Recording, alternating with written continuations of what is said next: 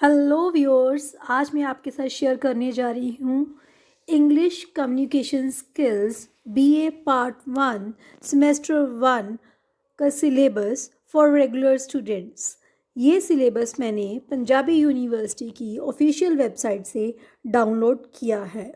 English communication skills English compulsory इसके syllabus में है। जो टेक्स्ट प्रिस्क्राइब्ड है पहले मैं आपको वो बताऊंगी। That is prose parable by Orient Blackswan 2013।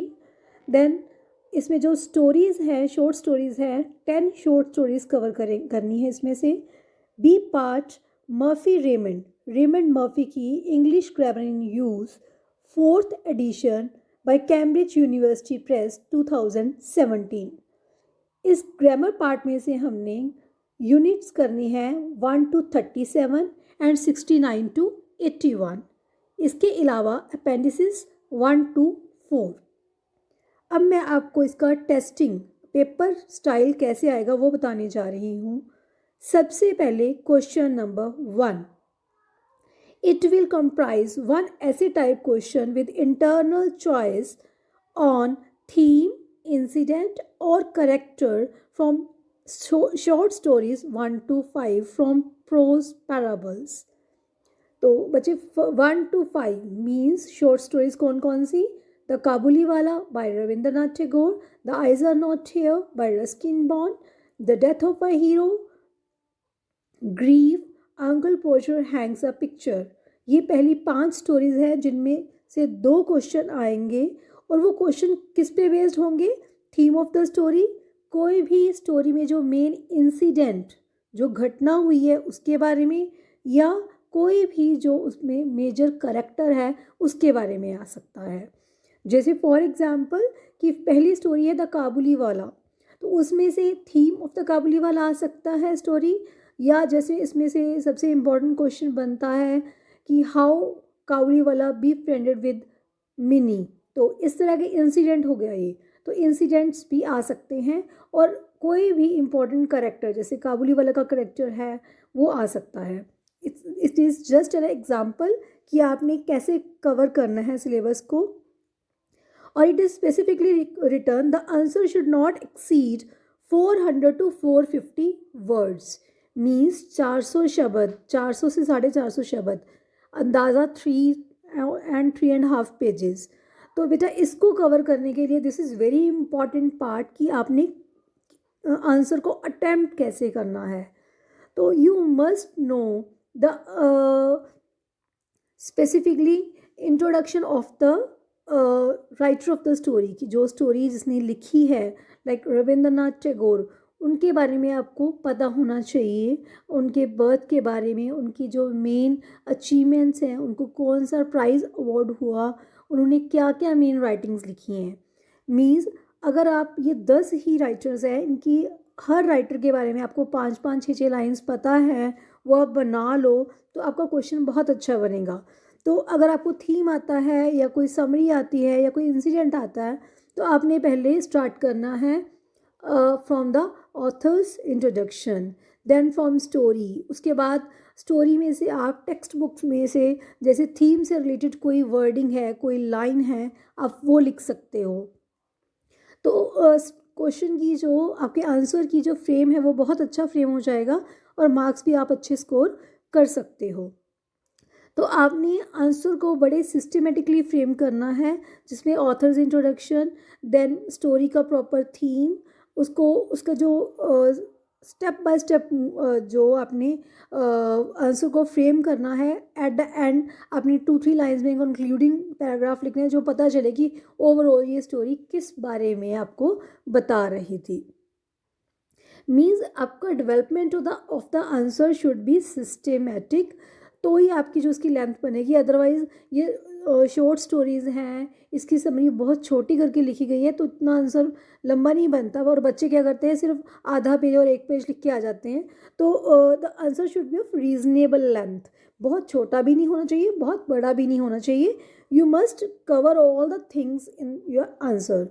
Next is unit 1 में सेकेंड पार्ट में आएगा one essay type question with internal alternative on theme, incident और करेक्टर फ्रॉम 6 to 10 स्टोरीज। बेटा 6 to 10 स्टोरीज, बच्चे बड़ा कंफ्यूज रहते हैं।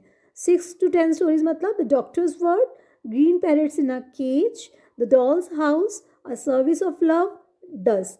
ये लास्ट 5 स्टोरीज हैं जिसमें से आपको 2 क्वेश्चन आएंगे और आपने एक करना होगा। देखो बेटा लिखा हुआ है clear cut, with an internal alternative, मतलब 2 आएंगे, एक करना होगा, ये 10 मार्क्स का होगा। So this is about unit 1। Next unit 2, 5 short questions. Question number 3, 5 short answer questions to be attempted in about 50 to 60 words each out of the given 7 questions from stories 1 to 10। मतलब overall 10 stories में से 10 stories में से आपको question आएंगे total out of 7 में से आपने 5 करने होंगे, 7 में से 5 करने होंगे आपने। और ये जो शॉर्ट नोट्स हैं it is of 50 to 60 words.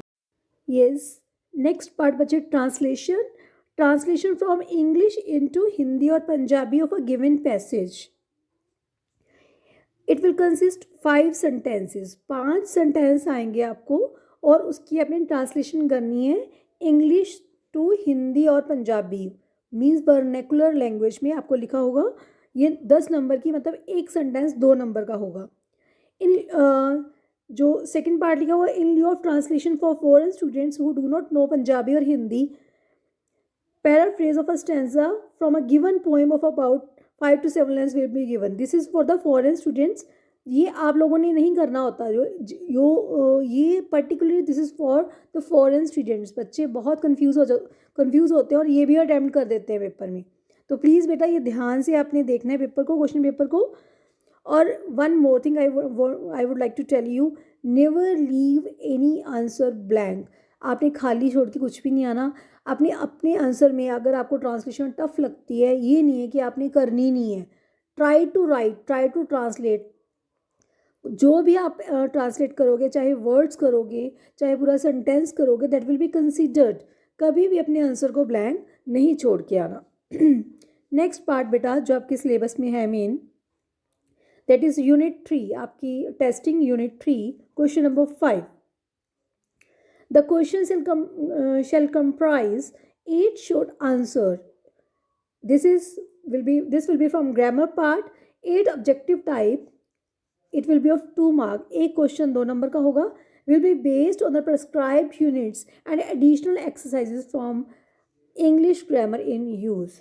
आपकी प्रिस्क्राइब्ड आपको कौन कौन सी हमने सिलेबस में अभी देखा है, देखिए 1 to 37 C, 1 to 37 and 69 to 81।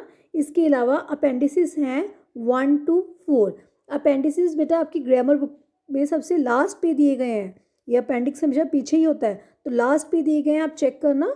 1 to 4 appendices और एक्सरसाइज 1 to 37 एंड 69 to 81। तो इसमें से फर्स्ट पार्ट है जो उसमें से क्वेश्चन आएंगे आपको 12 में से आपने 8 करने होंगे।